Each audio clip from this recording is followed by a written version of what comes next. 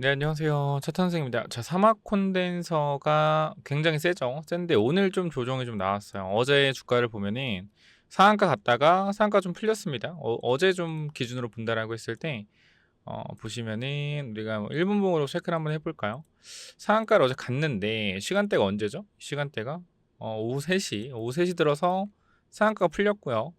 풀린 상태에서 마무리가 됐는데 오늘 장 초반에 다시 한번 반도체 MLCC 관련된 부분들에서 상승이 나오면서 올라갔지만 결과적으로 전고점 매물을 맞고 주가는 내려갔다라는 건데, 자, 그러면 우리가 지금 고점을 찍고 앞으로 주가가 내려올 것인가 라고 생각했을 때 저는 솔직하게 말씀을 드리면은 이 시장 자체는요 조금 어 많이 좀 고평가가 돼 있다고 생각을 해요. 근데 주가랑 고평가랑은 좀 다른 문제긴 하죠. 왜냐면 이 주식이라는 게 결과적으로 미래 가치를 땡겨오는 거고, 지금 실적에 대한 부분들은 솔직히 뭐 볼 게 없어요. 뭐 크게 성장한 것도 아니고 앞으로 좋아질 거다라는 기대감으로 올라가는 거죠. MLCC 관련돼서. 자, 그러면 이게 지금 실적은 그대로인데 주가는 몇 배가 올랐냐? 3만 원부터 고점까지 하면 거의 6배, 7배가 올라간 상태죠. 그럼 우리가 이거를 보면서 어떤 생각을 하냐면, 얘 고점이야, 그래서 팔아야 되는 거야. 또 그렇게 또 이렇게 뭐 맞냐 아니냐로 따지면 저는 고점은 일단 아니라고 생각해요. 그러니까 왜 그런 거냐면, 일단 추세가 지금 미쳤죠. 반도체 MLCC 쪽으로 돈이 계속 쏠려 들어가요. 그러니까 이거는 우리가 무시를 할 수가 없어요. 돈이 계속 쏠려 들어가고 있다라는 건. 그럼 팩트는 뭐다? 돈이 계속적으로 MLCC랑 반도체로 쓸려 들어간다. 그럼 오늘 안 좋은 신호가 나왔냐라고 했을 때 솔직히 어제 안 좋은 신호가 나왔죠. 상한가가 풀렸잖아요. 상한가 풀리고 오늘 주가가 눌렸는데 중요한 건 거래량이 생각보다 안 나온다는 거예요. 거래량. 그러니까 올라간 상태에 상한가가 풀린 종목이 뭐요? 상한가 풀렸으니까 이거 좀 위험한데? 라고 생각했던 사람도 있을 거 아니에요. 그럼 밑에서 산 사람들, 밑에 수익 많이 난 사람 많을 거 아닙니까? 이 사람들이 뭐가 돼요? 차익 실현 물량이 나올 수도 있겠죠. 그죠? 이 차익 실현 물량들 나올 수 있단 말이에요. 근데 이 나오는 물량들이 생각보다 얼마 없었다. 물론 유통 주식 자체가 많지가 않아요. 사막 콘덴서 같은 경우는 1000만, 10만, 유통 주식이 750만 주밖에 안 되는 품절주고, 이 품절주 관점에서 우리가 체크를 해본다라고 했을 땐 어제는 유통 주식이 한 바퀴 돌았죠. 유통주식 한 바퀴 돌았고 오늘은 유통주식의 절반 정도가 나왔다. 그래서 우리가 거래량에 대한 지표만 보면 거래량 터지고 오늘 거래량 죽었죠. 좋아요. 좋아요. 근데 유통 주식만으로만 보면 유통 주식의 절반이 오늘 또 돈 거예요.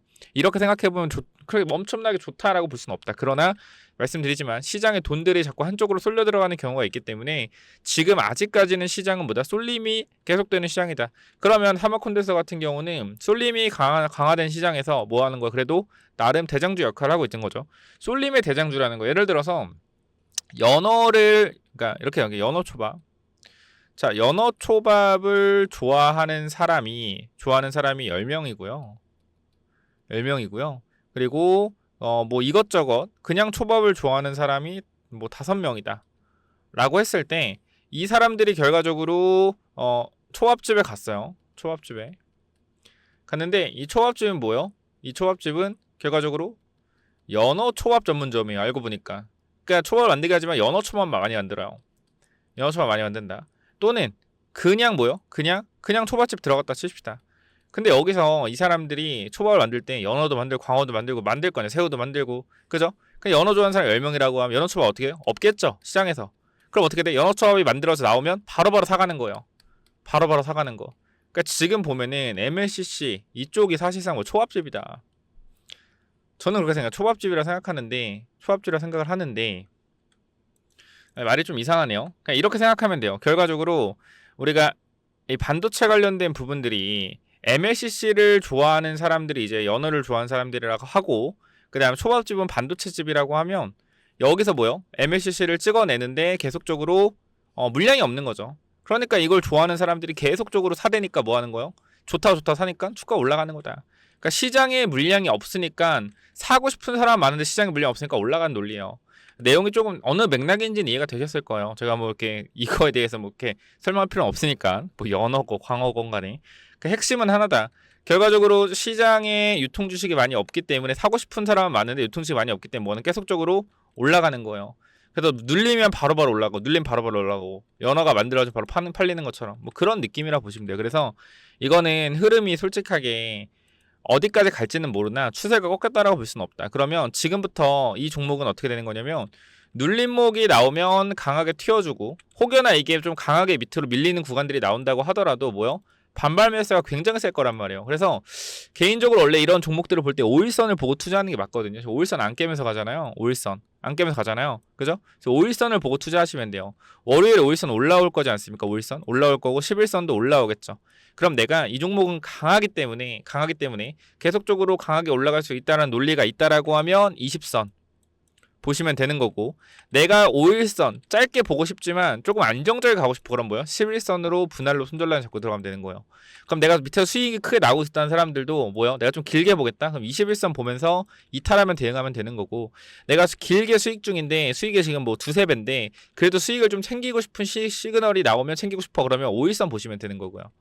그러니까 이러한 전략들을 여러분들이 조금 잡아가신다라고 하면 저는 좀 좋은 수익률 얻어갈 수 있지 않을까 싶습니다. 그래서 지금 여러분들이 하셔야 되는 거는 사막 콘덴서가 어쨌건 MLCC 관련돼서 현재 뭐 대장의 역할을 하는 것도 맞죠. 주가 상승만 보면. 그럼 여기서 우리가 고민을 해야 되는 건 이게 계속 갈 것인가? 아니면은 MLCC 테마가 끝나면 주가가 내려갈 것인가? 그거에 대한 고민을 한번 해보실 필요는 있다. 근데 저는 그렇게 생각해요. 아니, 미래에 이게 지금 뭐 쇼티지고 미래에 더 많이 팔리고 앞으로 계속 쇼티가 계속 된다라는 것도 오케이 이해가 된다 이거죠. 근데 중요한 건 뭐예요?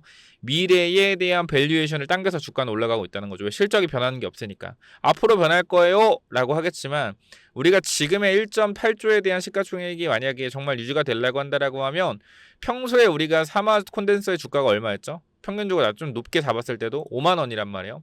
5만 원. 평균적으로 시가총액이 5천억이었어요. 5천억. 5천억이었다는데 지금 3배가 올랐잖아요. 그럼 우리가 5천억일 때 밸류에이션을 보면은 밸류에이션 몇 배? 15배에서 20배 정도 줬던 밸류에이션이에요. 그러면 지금 1.7조에 대한 밸류에이션을 만약에 30배 정도까지 더 늘려주더라도 사실상 가격적인 부분에서 제가 봤을 때는 지금도 비싸다. 그러니까 지금은 솔직히 광기로 가는 거고 수급으로 가는 거다라는 걸 확실하게 인지를 하셔야 돼요. 그러니까 여러분들이 지금 여기서 하셔야 되는 건 계속 간다, 더 간다, 앞으로 계속 갈 거다. 왜? 수급으로. 그런 논리도 분명히 맞죠. 근데 중요한 건 언제까지 갈지는 몰라요. 사실. 그러나 이게 어쨌건 미래에 대한 밸류에이션을 많이 당겨서 올라가고 있는 건 팩트. 그러니까 수급이 쳐줄 때는 계속적으로 이제 끌고 가되 수급이 깨지는 부분들을 우리는 이평선을 통해서 알 수가 있기 때문에 이평선이 깨지거나 이러면 정리를 좀 해야겠죠. 그래서 이런 부분들은 제가 계속 보고 있다가 영상을 또 계속 찍어드릴 거거든요. 그러니까 여러분들 구독, 좋아요 한 번씩 눌러놔 주시면 요거 제가 영상 찍어 드릴 때마다 확인하시면 되고요. 영상 설명창에 텔레그램방 링크도 있어요. 저 링크 타고 들어오셔서 입장 요청하시면 요 부분들까지도 제가 입장 도와드릴 거니까 체크를 한번 해보시면 좋을 것 같습니다. 자, 그러면 사막 콘덴서 지금 생각을 해봤을 때 들어가도 되냐? 또는 들어가서 물렸는데 당장 손절해야 되냐? 아니요. 저는 단기적으로 봤을 때 눌림목 나왔죠. 그러면 단기적으로 단타 관점보다는 단기적인 매매 관점, 트레이딩 관점에서는 오케이 접근 가능하다. 근데 장투 관점에서는 절대 X. 물렸다 당장 손절하기보다는 추세 보면서 오히려 내려오면 평단을 낮춘 다음에 반등할 때 비중을 축소하는 전략도 좋을 것 같아요. 그래서 이러한 부분들을 여러분들이 뭐해라? 확실하게 좀 잘 전략을 짜고 가시면 좋을 것 같아요. 아시겠죠? 그래서 여기까지 하고 마무리할 건데 다시 한번 말씀드리지만 사마 콘덴서건 사마 전기건 이 사마 지금 전기도 마찬가지. 주가 움직이는 거 보면 얘네 밑에서 움직이죠. 사마 전기 이 친구 볼까?